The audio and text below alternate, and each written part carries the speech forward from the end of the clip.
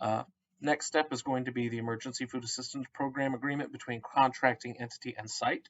So, for a little bit of explanation as to what those terms mean, a contracting entity is an organization that contracts with the Texas Department of Agriculture to receive, store, handle, and deliver USDA foods. Uh, a sub-distributing agency is very similar. Here it says it's usually a food bank, but as far as our network goes, this is normally our partner agencies, you all, who contract with us in order to receive, store, handle, and deliver these same USDA foods to your clients. Now, a site is a slight distinction. A site is generally a place where an emergency feeding organization certifies applicant eligibility and or distributes USDA food packages or meats to needy persons.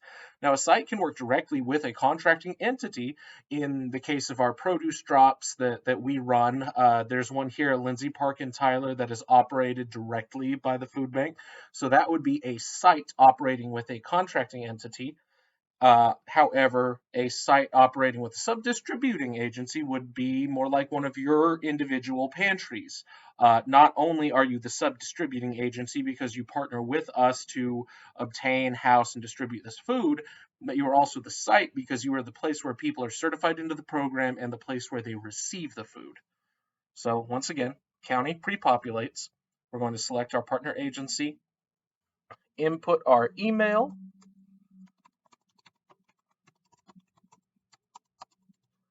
good fax number if we have one, and then a phone number. And take note that the phone number auto fixes to this format. You don't have to type it in like that every single time. But again, make sure that the phone number that you are putting in is valid. So we're just going to put in our physical address.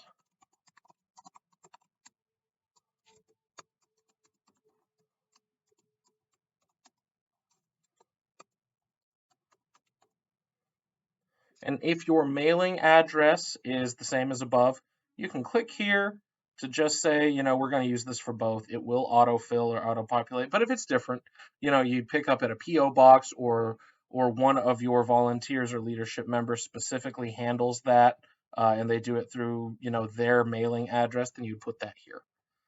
Finally, our agreement, including the rights and responsibilities for not only the contracting entity, this being everything that essentially we're responsible for in our partnership, as well as the rights and responsibilities of the site, which is everything that you all are responsible for in our partnership.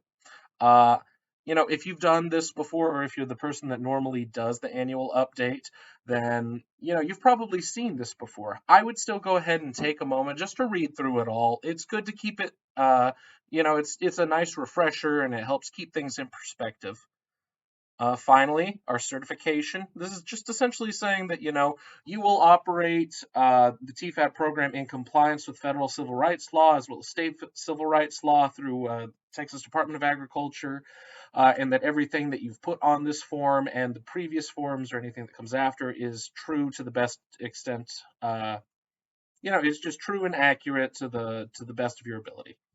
So we'll just continue filling in here. Not actually the ED of this pantry, but I'll just say executive director. And then once again, you sign off as best as you can. It's not perfect. And then we'll come back behind and sign.